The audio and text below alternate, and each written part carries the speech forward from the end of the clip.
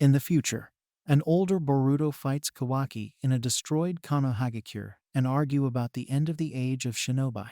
Both activate seal-like powers. Boruto activates a Dijutsu in his right eye, and both resume their fight. In the present, Boruto and Shikadai run through Konoha.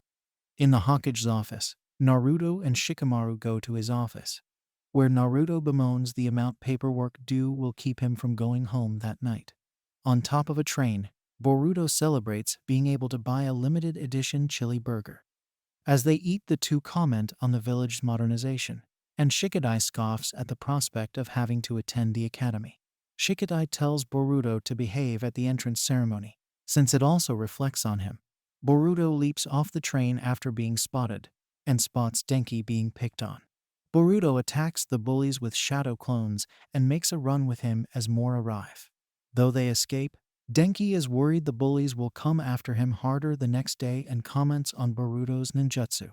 He learns Boruto is set to start at the academy the following day, like himself. Denki's father wants him to learn ninjutsu as well as academics if he wants to inherit his company, crediting his achievements in the last war for the success of his company. Boruto tells Denki to tell his father about his wishes. The two talk more about their fathers, and Boruto realizes he's late for dinner, fearing his mother's punishment.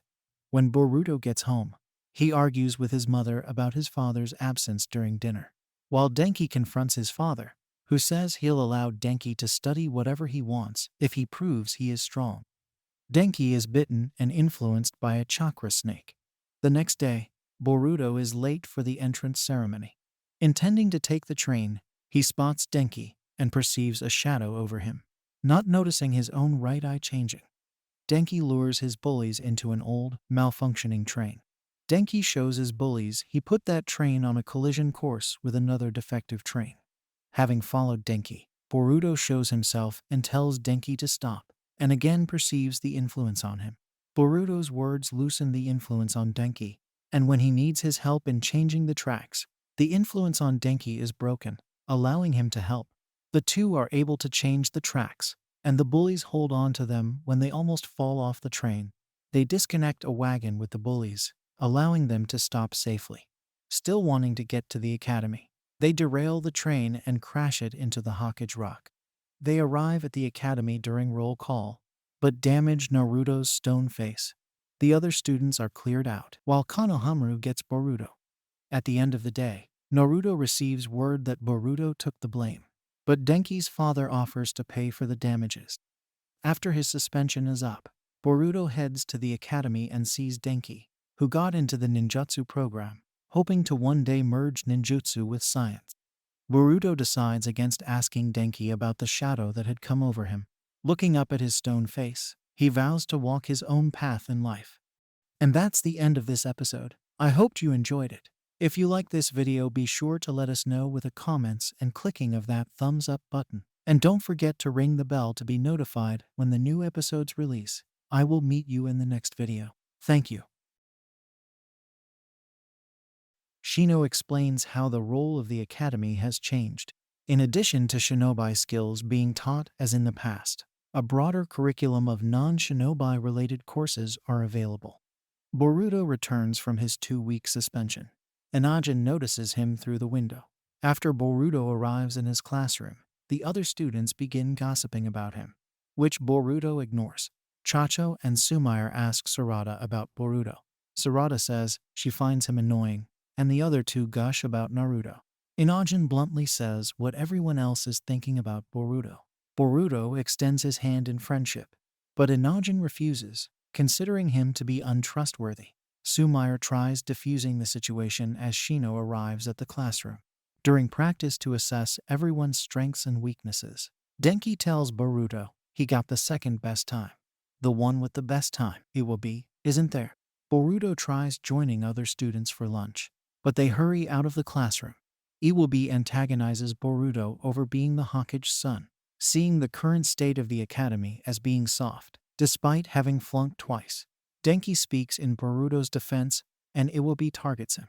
Boruto stops Iwabi from hurting Denki, despite promising himself he wouldn't fight. Boruto challenges Iwabe to a fight. The class watches nervously while Inajin is amused. After talking with Anko, Shino arrives at an empty classroom, much to his confusion, as everyone ditched class to watch the fight. The class watches the two fighting, Iwabi even saying he won't use his weapon. Boruto and Iwabi are both impressed with each other's skills. Iwabi is frustrated he can't graduate only with shinobi-related subjects. After a solid strike on him, Iwabi begins using Earth Release, creating an Earth Hammer. Inajin takes the hammer out of his reach with his drawings and points out Iwabi broke his own rule on not using his weapon. Iwabi realizes his mistake. The atmosphere in the class improves, Boruto becomes more popular, and Iwabe decides to start attending class again. Shino then arrives to start class. Shino begins teaching Shuriken Jutsu to his class. Most of the class ignores his instructions. Sumair struggles, while Inajin and Shikadai, who were made to practice at home by their parents, breeze through it. Metal Lee practices with ease at first, but when Inajin and Shikadai notice him, he becomes self-conscious, his performance suffering. Boruto throws a Fuma Shuriken at the target. Lee thinks he can deflect it, but with eyes on him, he falters, instead getting his foot stuck on the Shuriken and getting dragged by it. Shikadai asks Boruto where he got a Fuma Shuriken, as they're not supposed to be using that yet.